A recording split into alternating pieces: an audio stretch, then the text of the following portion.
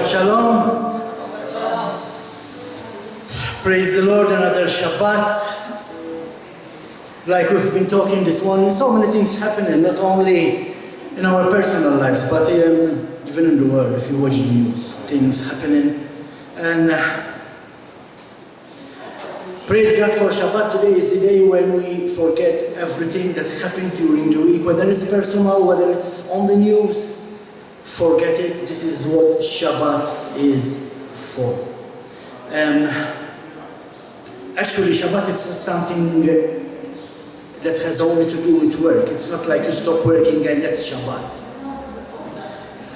On Shabbat, we need to be able to connect to God. That's what we've been talking to this morning. We are working.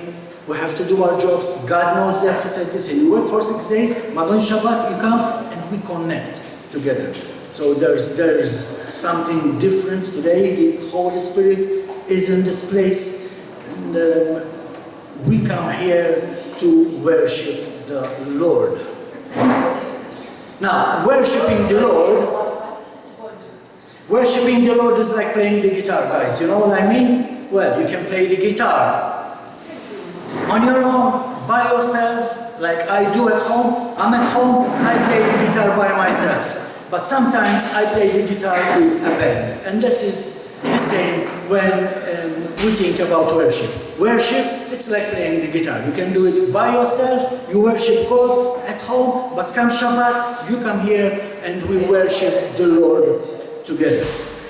We come to worship the Lord collectively as we are instructed in Leviticus 23 verse 2, where it says, work is to be done on 6 days. God knows we need to work. God knows we need to eat. So we have to go to work. But the 7th day is a Shabbat of complete rest, a holy convocation. You come together, the Lord is saying, as a group, not individually. It doesn't mean that you don't receive individually. Sometimes now we'll be singing songs. One song might hit one person, the other song might be a message for somebody else.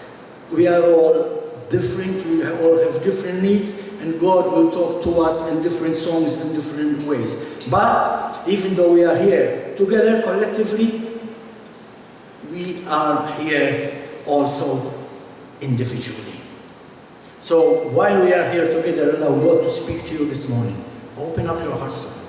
That's why we need to forget everything, to let go of everything. If you keep thinking what happened last week, you're shutting out God. He cannot talk to you because your mind is somewhere else. So forget everything, empty ourselves, and let God come in. That's why He says in Exodus chapter 20, verse 8 to 11, remember the Shabbat day to set it apart for God. You have 6 days to labor and do all your work. But the 7th day is a Shabbat for Adonai your God. On it, you are not to do any kind of work. Not you, your son or your daughter. Not your male or female slave. Not your livestock and not the foreigner staying with you inside the gates to your property. For in 6 days, Adonai made heaven and earth, the sea and everything in them, but on the 7th day He rested. This is why Adonai blessed the 7th day, Shabbat, and separated it for Himself. And this is where now we come to worship the Lord. Amen. So let's all stand and worship the Lord together.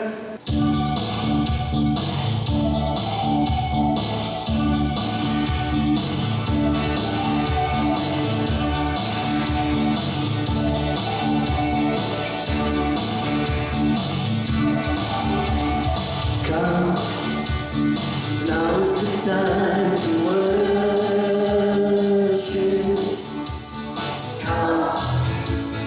Now is the time to give your all.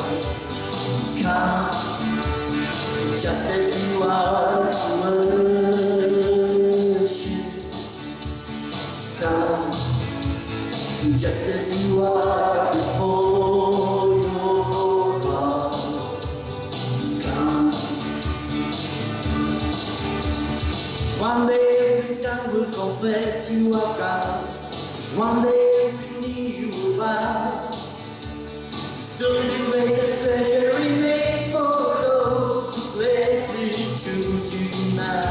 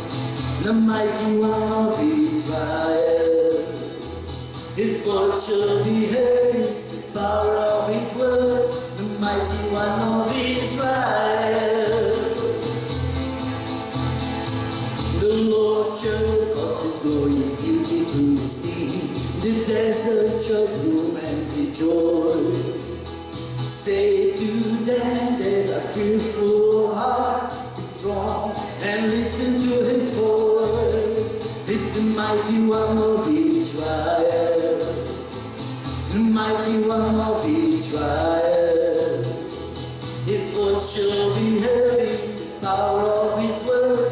The mighty one of Israel is the mighty one of Israel.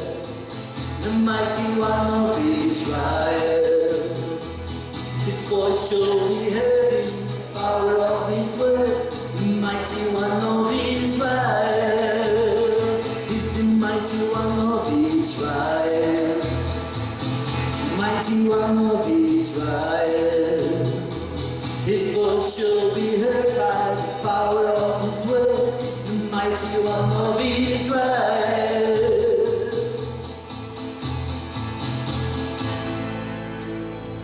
Hallelujah. Thank you, Lord.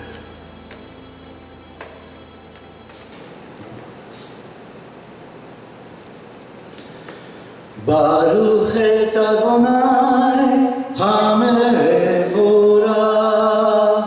Baruch Adonai HaMevorach le'olam va'ed.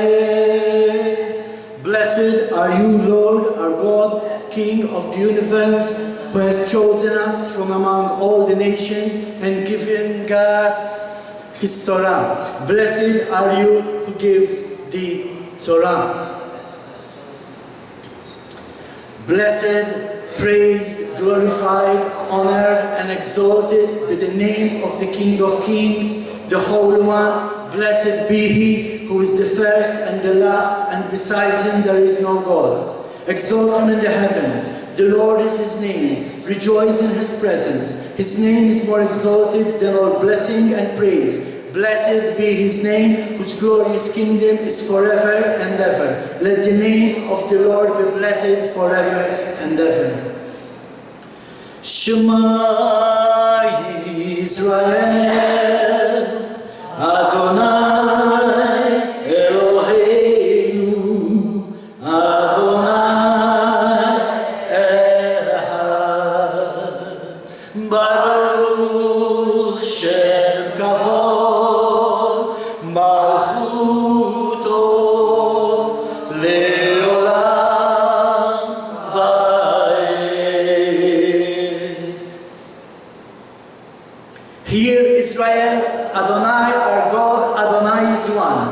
And you are to love Adonai your God with all your heart, all your being, and all your resources. These words which I am ordering you today are to be on your heart. And you are to teach them carefully to your children. You are to talk about them when you sit at home and when you are traveling on the road, when you lie down and when you get up. Tie them on your hand as a sign, put them at the front of a headband around your forehead, and write them on the door frames of your house and on your gates.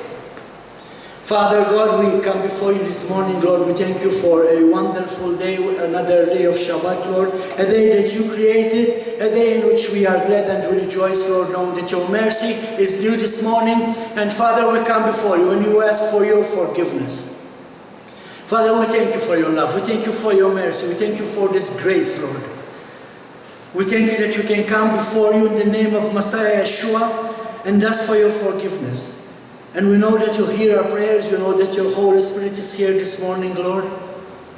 Father, we lift before you those who cannot be with us today, Lord, either because they are away, traveling abroad, Lord, or they are sick, Father, especially those who are sick. We lift them up before you this morning, Father. And we ask for a speedy recovery, Lord, so they can join your family here, the brothers and sisters, Lord, and they can come and join us, Father, in studying your word and worshiping you as a community, Father, as commanded by yourself, Lord. Father, we lift them up before you. We ask for your protection. We ask for your healing, a speedy recovery, Lord, in the name of Messiah Yeshua. Hallelujah. Father, we will be worshiping you once again with our music, Father. We at our songs, and Lord, we ask that our music this morning, our songs, our worship, Lord, will come up before your throne as the smoke of the sacrifice, Father, in the name of Messiah Yeshua.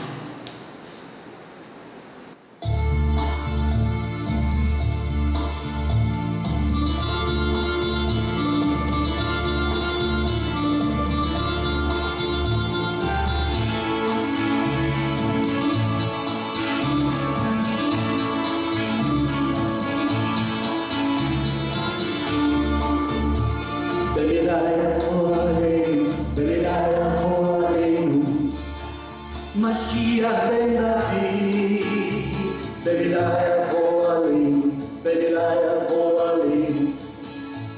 Mashiach ben David, Mashiach, Yeshua, Mashiach.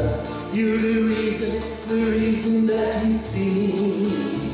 Mashiach, Yeshua, Mashiach.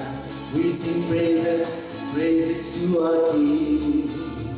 Mashiach, Yeshua, Mashiach. You're the reason that we sing.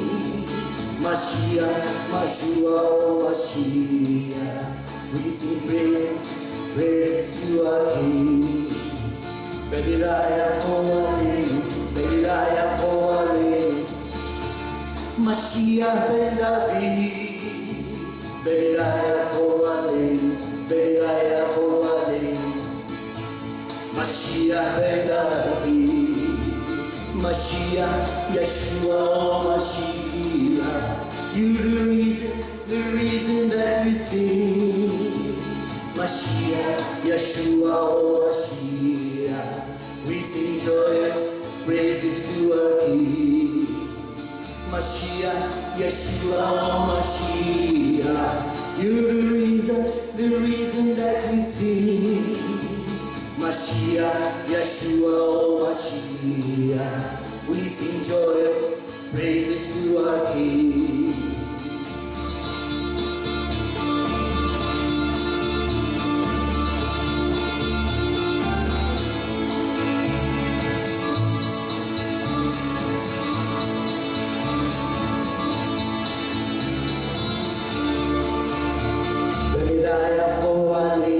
Belilah voalim, Mashiach ben David, Belilah voalim, Belilah voalim.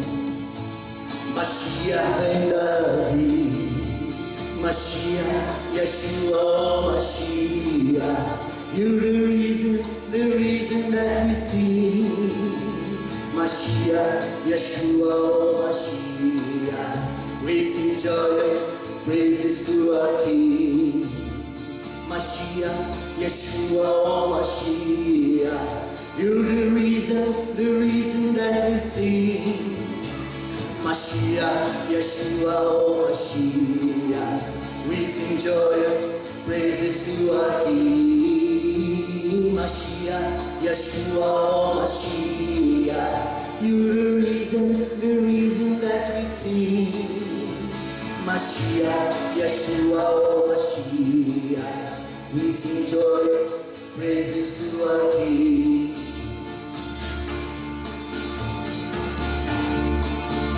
You're the reason that we sing.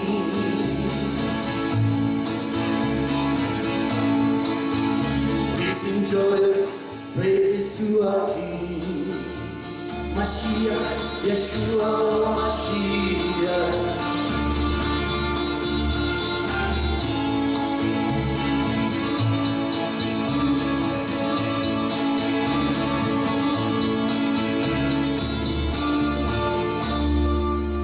Hallelujah, thank you, Lord.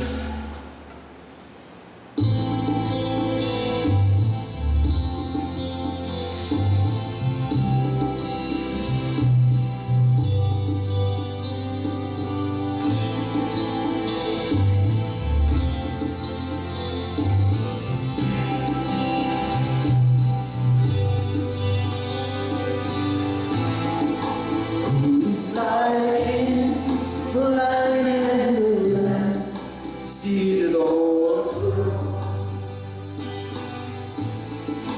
Mountains bow down, every ocean rolls to the Lord of hosts. Praise Adonai, from the rising of the sun till the end of every day. Praise Adonai, all the nations of the earth, all the angels and the saints sing praise.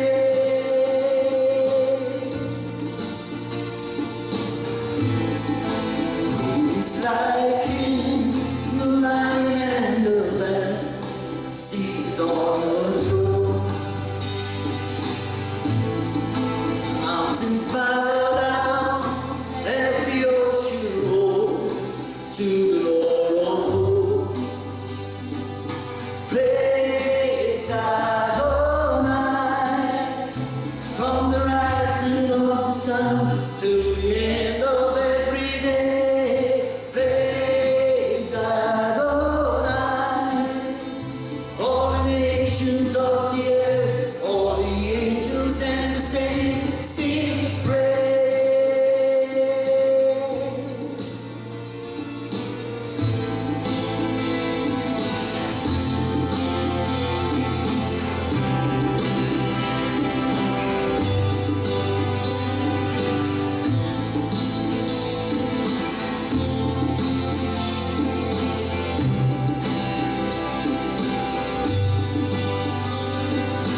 Praise Adonai, from the rising of the sun to the end of every day. Praise Adonai. All the nations of the earth, all the angels and the saints, praise Adonai. From the rising of the sun to the end of every day, praise Adonai. All the nations of the earth, all the angels and the saints sing praise.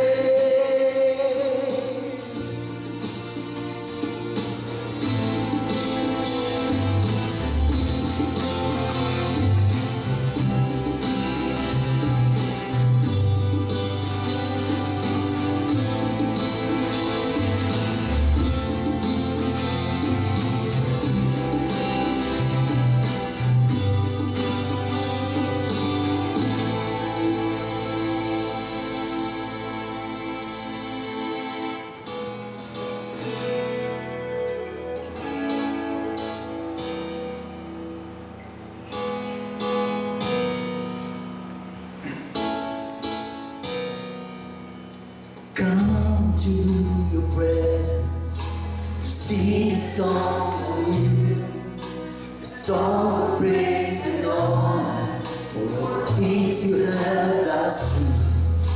You gave a life worth living, a life of love with you. And now I just love giving all my praises back to you. You're the Father of creation, the risen Lamb of God. You're the one who walked away from the empty tomb that day, and you set your people free with love and liberty. And I can walk with you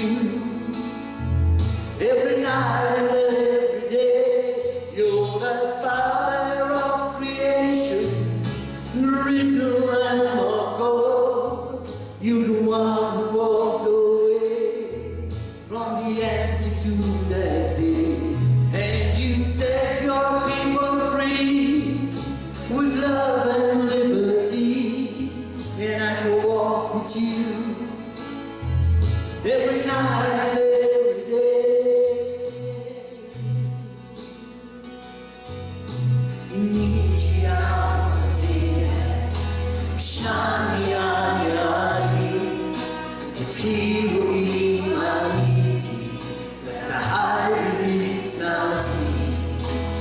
Dati haya monia, nilia mabali, wisa iritnani, kutte iritnati, in misil holi kolu, in harof talalai, in the arts van velen way, aber voit haleit viski, tijd herzien in botie.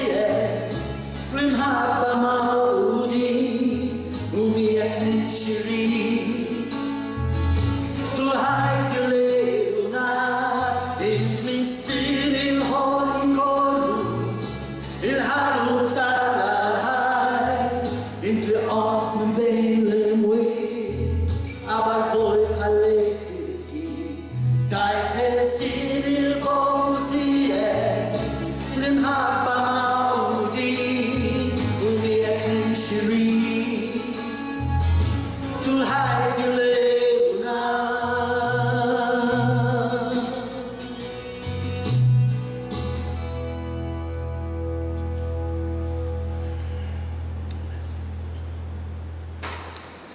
Our Father and our King, we come before you, Lord, and we thank you, Father, once again for your Holy Spirit in this place. Father, we ask you to guide us, teach us, open up our hearts this morning, Lord, open up our minds, open up our eyes for your word, for your message, Father. Help us to understand your word so we can get closer to you, Father, so our relationship will grow stronger every day. Lord, we are walking this walk and we cannot do it alone. And we thank you that you are there with every step that we take, Father. You are there to protect us from the snares and the traps of the enemies. In the name of Messiah Yeshua. And it came to pass that whenever the ark went forward, Moshe would say, "Arise, O Lord, and let your enemies be scattered. May those who hate you flee from before you. For from Zion shall go forth the Torah and the word of the Lord out of Jerusalem. Blessed be he who in holiness gave the Torah to his people Israel. Hear, O Israel, the Lord is our God, the Lord alone. Unique is our God. Great is our Lord, holy and revered is his name. Exalt the Lord with me, and let us exalt his name together. He who blessed our fathers, Abraham, Yitzhak, and Yaakov, may he bless each and everyone who comes to honor God and the Torah. May the Holy One bless them and their family, and send blessing and prosperity on all the work of their hands. Bless Adonai, who is blessed. Blessed is Adonai, who is blessed now and forever. Blessed are you, O Lord, our God, King of the universe, who has chosen us from all the people and has given us his Torah. Blessed are you, O Lord, giver of Torah. Amen. Hallelujah. Thank you, Lord. Parasha Phinhas. As I said last week, this parasha continues from where we left. It is from the book of Numbers, chapter 25, verse 10 to chapter 30, verse 1. Or if you have the complete Jewish Bible, I believe it's in chapter 29, verse 40, where it ends. From the Haftorah, we read from the first book of Kings, chapter 18, 46 to chapter 19, 21.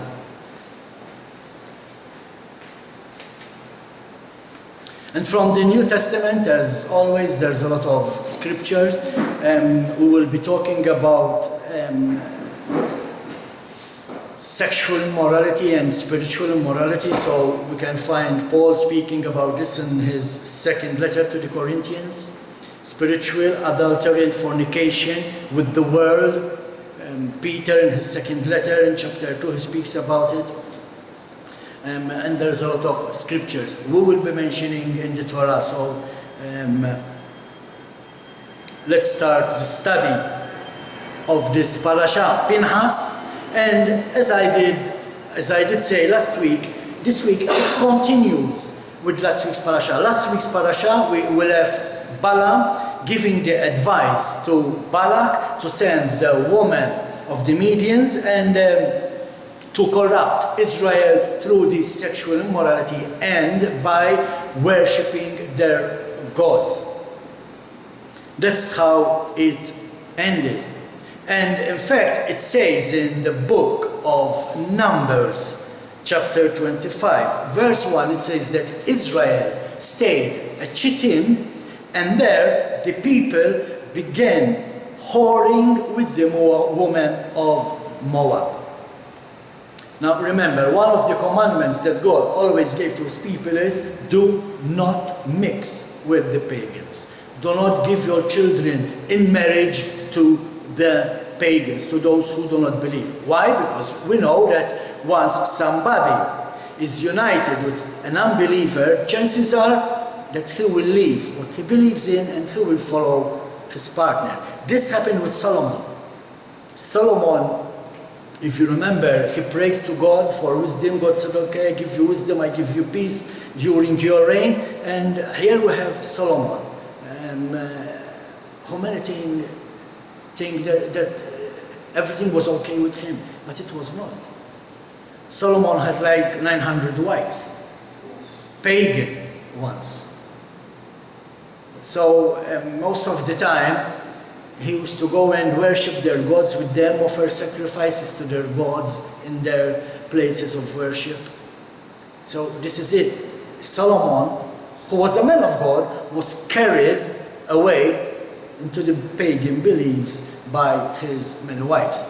And that's why God is saying, do not mix with pagans. But this is what we are seeing here in this parasha. Israel being corrupted by the woman of the Moab. And the parasha ended with God instructing Moshe. He said to Moshe, he said, listen, hang all the tribal leaders who took part in this idolatry. Now, many might think, wow, that's a cruel God. But I see it different. I see a God who is jealous. And this is something that the people of God need to understand. God is jealous. This week, where I come from, they're celebrating I don't know what.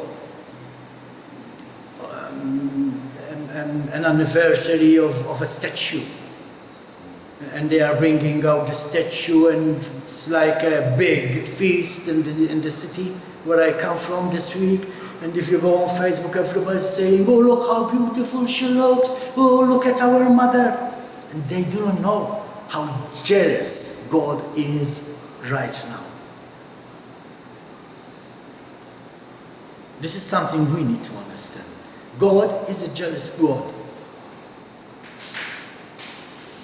So he said, listen, take the tribal leaders, all of those who went on the mountains to worship various gods. They had different gods, they had different mountains.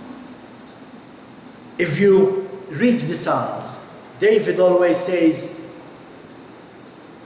who can go up to the mountain, to God? Why? Because the idea is that God is on a mountain. Why? Because that's what the people believe. Back then, in the Near Eastern culture, the belief was that gods live on the mountains. So every mountain was dedicated to a god. These women were coming in, mating with the men of Israel if they come and worship their gods with them. And that's what Israel were doing. And God, the point is that God takes idolatry very, very serious. And this is something that we can understand, but the people out there, they do not understand. Because if they understand how jealous God is, they won't be doing these festas, this pagan holidays. And not only that, not only killing the leaders of the tribes, but we also read that 24,000 people died because of a plague that fell on the camps of Israel. So God was angry, God was jealous. What happened? He sent a plague. So do you think that what is happening right now in the world, everything that is happening, I'm not talking just only about this coronavirus thing, which seems we won't ever get rid of it. But I'm not talking only about that. Think about the heat. Listen to the news. Look what's happening in France, in Portugal, in Spain. It's like one big inferno in Europe.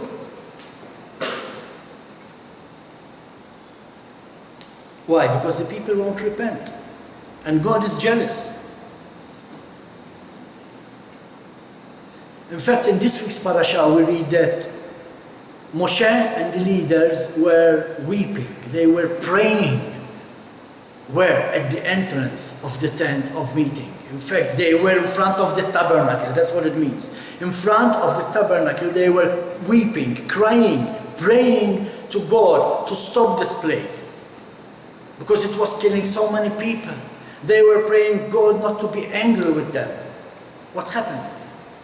While they were praying, there comes this guy with one of the Median's women, passing in front of them as if to challenge them. But he's not only challenging Moshe, he's not only challenging the leaders, he is challenging God, he is challenging the Torah. And he goes into his tent and have sex with this woman.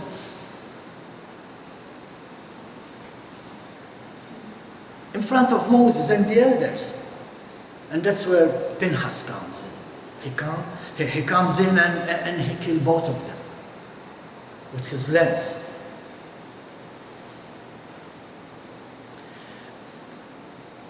Now, what I always like to do is like, okay, this happened back then, but Paul says that these things happened as an example for us. So what is God saying to us today through this parasha?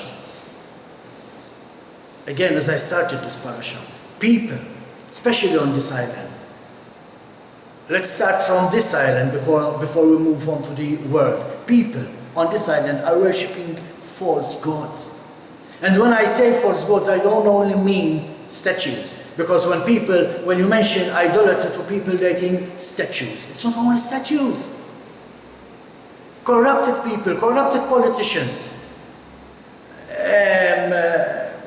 singers, artists coming from abroad, giving concerts, and everybody is there. Exactly like in the days of Noah. That's what Yeshua said. It will be like in the days of Noah, in the end times. The signs are there, and people are still marrying, and people are still eating. It doesn't mean that you do not marry because we're in the end times. It doesn't mean you don't eat because we are in the end times. What Yeshua is saying is, nobody is giving a care of what is happening. Of course you can eat, of course you can marry, of course you can go on with your life, the good life. But keep in mind that we are in the end days. The signs are there. We cannot continue doing these things. So, idolatry, it's not only statues, it's everything that's happening around us. People worshipping other people. And what is the result? What happens when a nation loses the spirituality? When a nation does not follow the Torah? Proverbs 14:34. Look what Proverbs 14:34 says. Righteousness comes from following Torah. You follow Yeshua, who is the living Torah, you are following the Torah, you are righteous. Righteousness makes a man great, but sin degrades any people, which means it degrades the nations. And this is what we are seeing happening in this island. But again, not only in this island, it's everywhere, wherever you go in the world. We need to be righteous. What does a nation need to do to follow in righteousness? Follow Torah.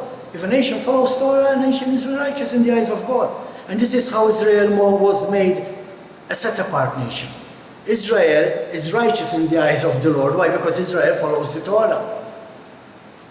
Even though we know what's happening in Israel in these days. Not only in these days. It's like a recurring story with Israel every time. But God gave the law to the nation of Israel to follow and to teach the world to follow the Torah. So if Israel is following the Torah, Israel is righteous. And they need to teach the Torah to the world so the world will be righteous. But the world does not want to listen. Does not want to hear about the Torah. And again, what happened every time Israel did not obey God? Every time Israel did not obey God, a disaster followed. They were exiled. In this case of this parasha, a plague followed. And what is happening around us is a result of a world not following the Torah of Adonai.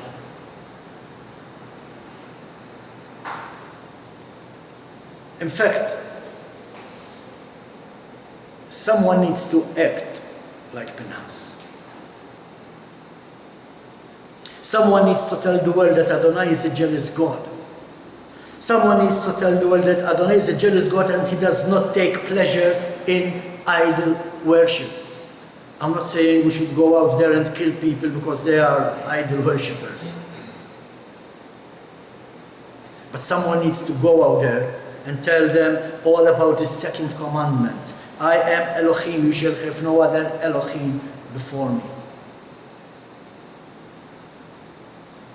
Someone needs to bring the light of the Torah to this dark world.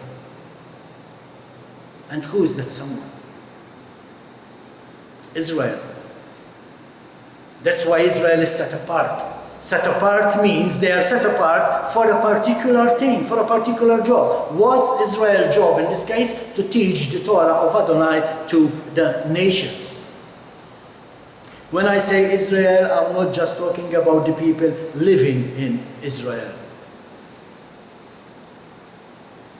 We are Israel. We are grafted in. We are part of the people of God. So, like, if we are part of the people of God, we are a Phinhas. We need to act like Phinhas. Not going out and kill people, but telling the world that they are wrong.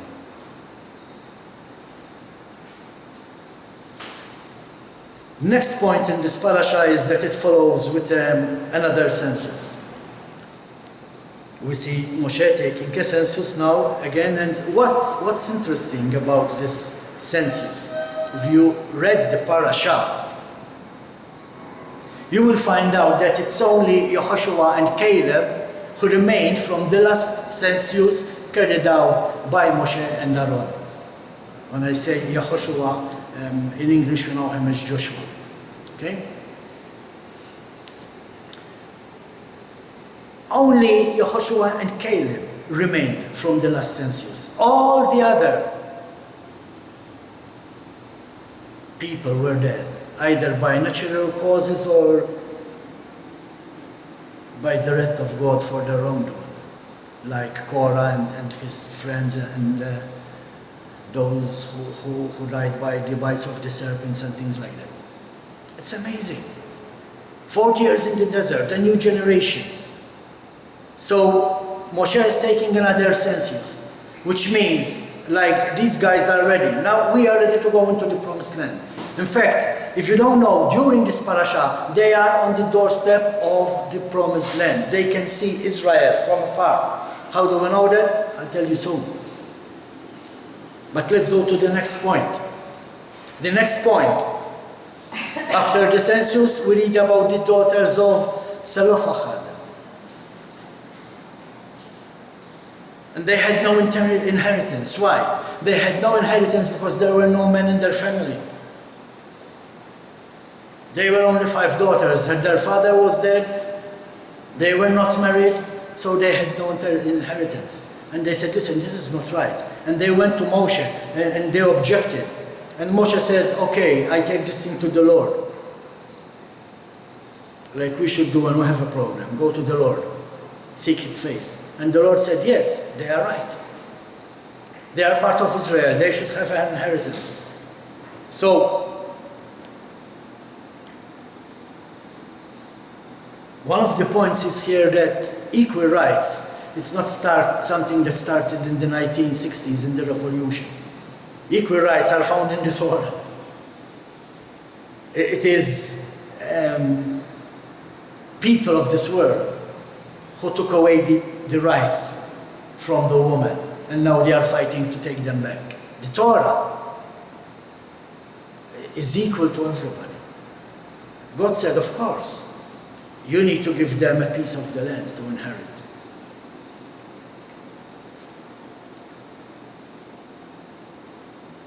So praise God for his law, which is equal to everybody. Something interesting we need to understand in this parasha is, again, we find that the son of this and the son of that was the son of this and the son of that. And it turns out that these 5 daughters, now we know who they are. These are the descendants of Manasseh. Manasseh was the son of Joseph, who was in Egypt. When he was in Egypt, and he had 2 sons, Ephraim and Manasseh.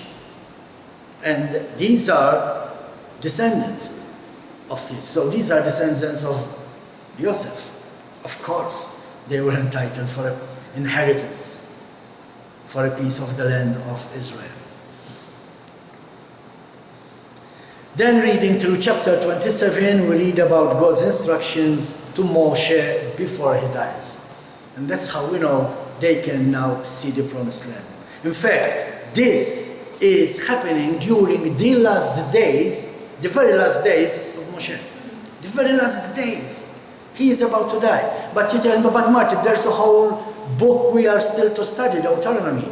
Yes, but Deuteronomy, when you read it, you will understand that Deuteronomy is the diary of Moses. When you read the book of Deuteronomy, you will be reading everything from Bereshit, from Genesis, to the book of Numbers, again, in a different way.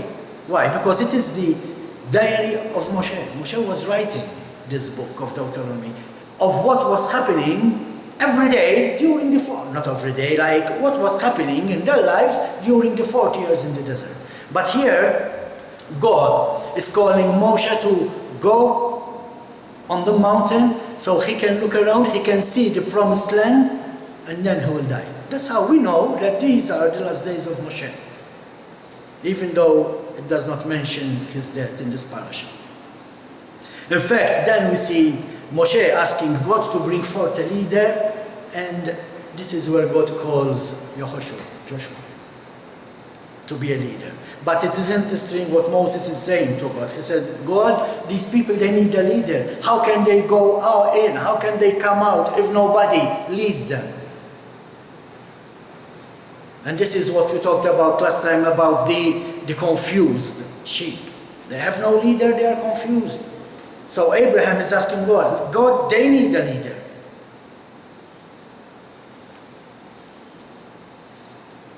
Another important point, I think it's the last point of this parasha, is what we read about in chapter 28 and 29.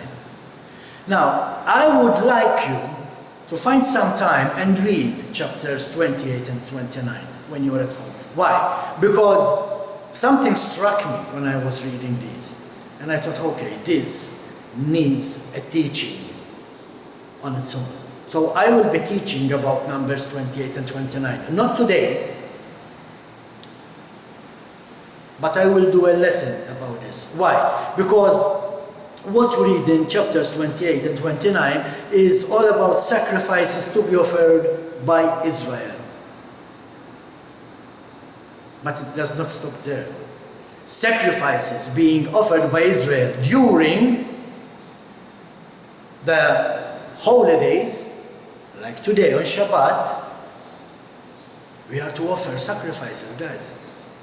Oh no, we have no bulls, we have no sheep, we have no lamb, we have no goats, what we're gonna do? And that's why we need a teaching. So I won't go in depth in it today.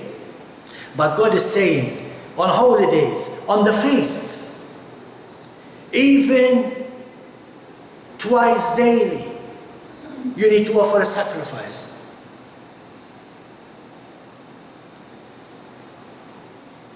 So I will be doing a teaching about these two subjects. To cut a long story short, God is saying, twice a day, you need to pray to me. Twice a day, you need to get on your knees and come and meet me. On the holidays, come together, pray like we did this morning through reading the literature, the liturgy, and worshiping Him, like we are doing here. We are offering a sacrifice right now. But then, notice something that has to do with Israel being set apart. Notice the instructions for the Feast of Sukkot. During the Feast of Sukkot, they have to kill 70 bulls. 70. Not in one day, during the 8 days.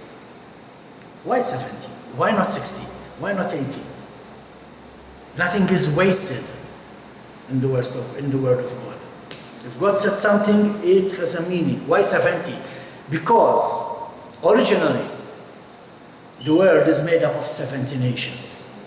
And that tells us that Israel, being set apart, it has a job to pray for those 70 nations. It is offering a bull for every nation during the Feast of Sukkot. And that is telling us that we as Israel, we are to pray for the nations, for those who does not know God, to come in. And this is what many churches lack. They think that this is done away with. We don't kill bulls anymore. Yes, you're right, we don't kill bulls anymore. But we still need to pray for the nations, especially on the Feast of Sukkot. We, Israel, the people of God, we are set apart as a nation with a job to do. Like Phinhas, it is our duty to act to bring the light of the living Torah to a world in darkness. And yes, it's true that praying for the world is important.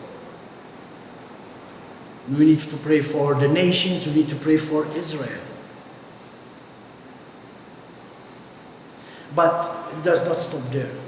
Moshe and the leaders, they were weeping, they were praying, they were crying in front of the tabernacle, in front of the tent of meeting, at the door. But still the plague went on. When did the plague stop? When Phinhas acted. And we need to act. Now I know it's not easy. It's not easy meeting someone and try to talk to him about the belief. But God never said that everyone we talk to will become a convert. We know the road is narrow. Few will make it. You might talk to 100, only one will come.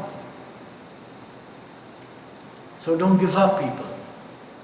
Keep doing the job we are meant to do. We as the people of God, we are set apart to bring the light of the living Torah to a world in darkness through our prayers and our actions. Daily, we are to come before the Lord and pray. And we need to pray, because through prayer, we need to ask God to make us ready to rise up to the righteousness He demands on us. God is demanding us to be right, from us a certain righteousness. God is saying you need to be righteous. And we are to come to Him every day and seek His face, so He will help us be that righteous person He wants us to be. So we can be the salt of the land. And if we are the salt of the land, we can weaken the destructive attacks of the evil that is happening around us. It is only through our prayers that we can stop what is happening in this island even during these days. And with that point, I will stop here on this parasha. Before we close, when the ark rested, Moshe would say, "Return, O Lord, to the myriads of Israel's families. Arise, O Lord, to your resting place, you and your mighty ark. Clothe your priests with righteousness. May those who have experienced your faithful love shout for joy. For the sake of your servant David, don't delay the return of your Messiah. I give you good instructions. Do not forsake my Torah." Amen.